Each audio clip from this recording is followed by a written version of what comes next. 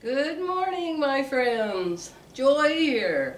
Sorry I sound like Minnie Mouse or a duck or something today.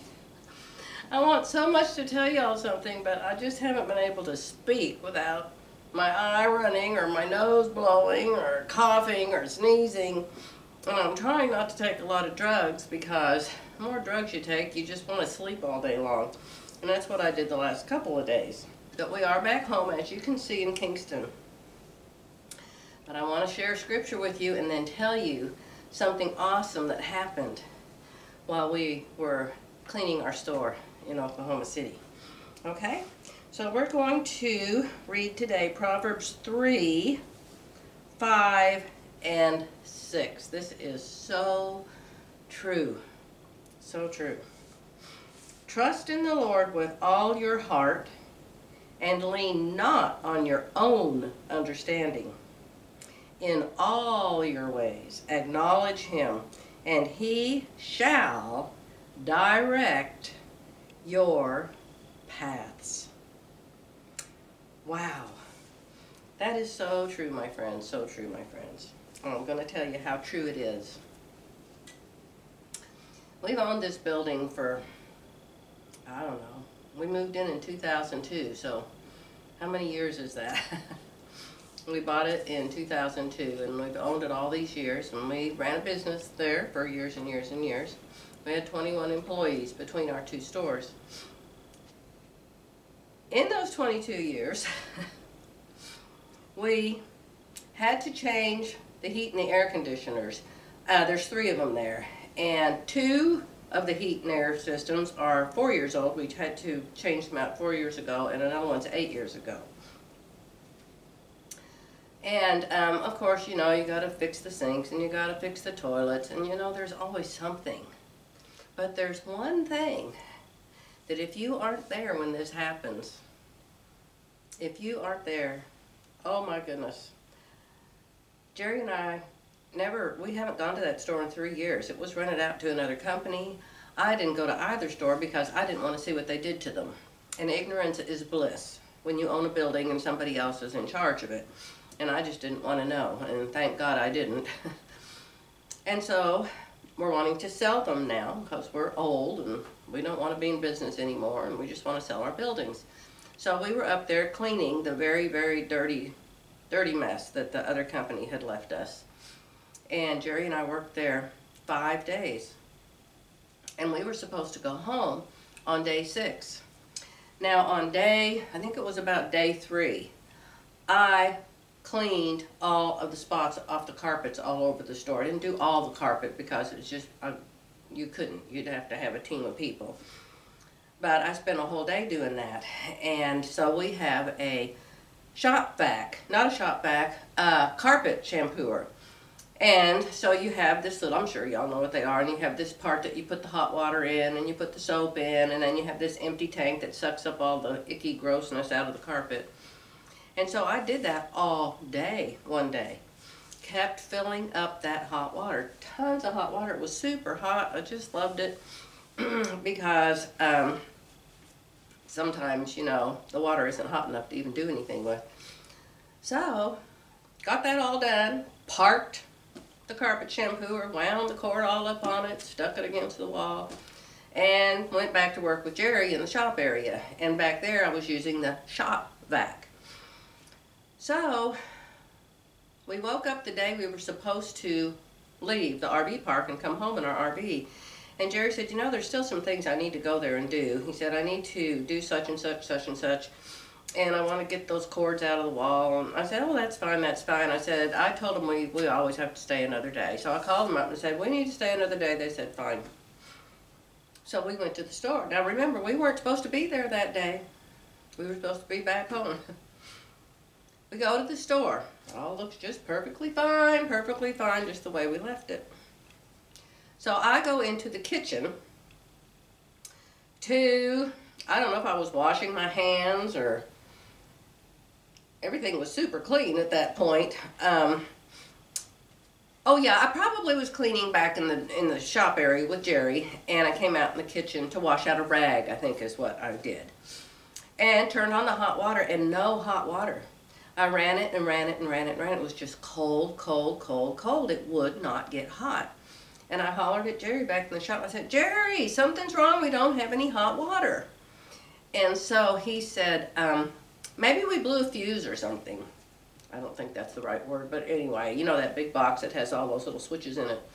So he went back to the great big box with all the switches in it and checked them all, and he said, well, I know it's electric. First he thought it was gas.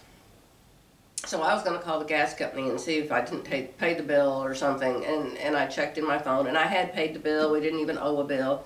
In fact, the bill was the other company's bill. So, and I thought, oh, maybe the other company didn't pay their bill and they turned off the gas. Well, then Jerry remembered it was electric, an electric water heater. And I said, well, where the heck is the water heater? He said, well, it's up in the ceiling. I said, up in the ceiling? Why on earth is the hot water tank up in the ceiling? Ah, whose idea was that?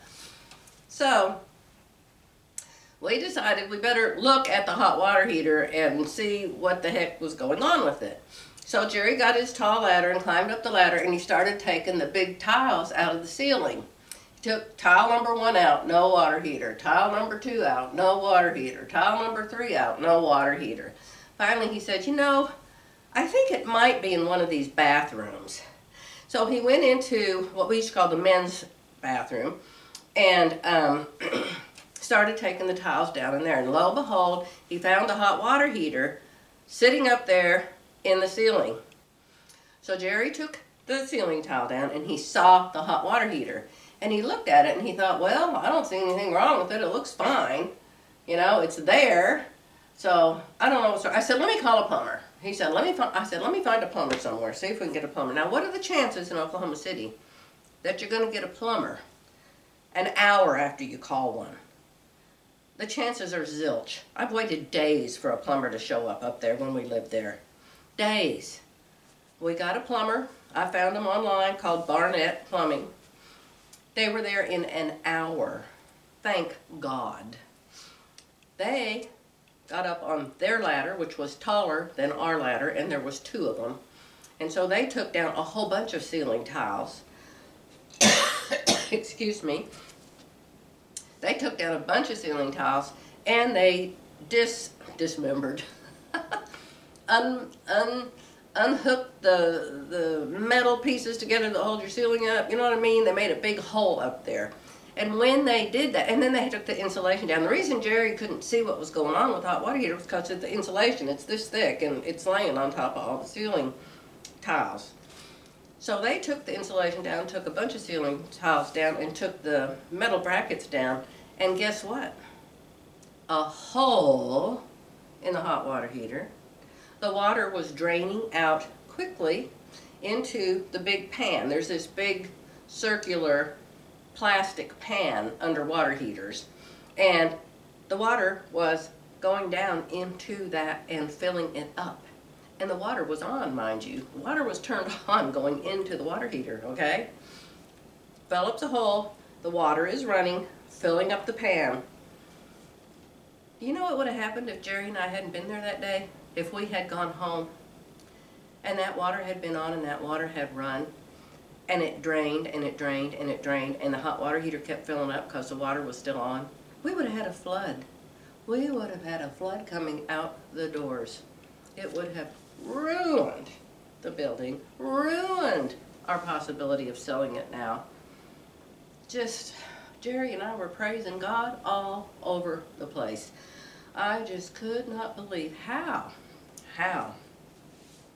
In all your ways acknowledge Him, and He shall direct your paths. He directed our paths right back to that store, right at the exact same time, right at the exact same problem, and had the exact plumbers ready from doing another job they had that morning that got done sooner than they thought it would, and they came right over to our store. Oh my goodness. And not only that, the same exact day we got an offer to buy the building. So the building is sold.